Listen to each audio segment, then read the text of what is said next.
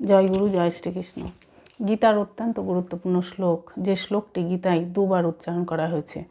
একবার গীতার 9ম অধ্যায়ের 34 নম্বর শ্লোক, এখানে বলা হচ্ছে, মন্মনা ভব মদ্ভক্ত মজ্জাজি মাম নমস্কুরু মামে বৈশসী যুক্তৈব মাত্মানাম মৎপরায়ণ। তুমি মদগত চিত্ত হও, আমার ভজনশীল ও পূজনশীল হও, কায় মনোবাক্যে আমাকে প্রণাম করো। এইভাবে আত্মাকে আমার সঙ্গে যুক্ত করে মত পরায়ণ হলে তুমি আমাকেই প্রাপ্ত হবে।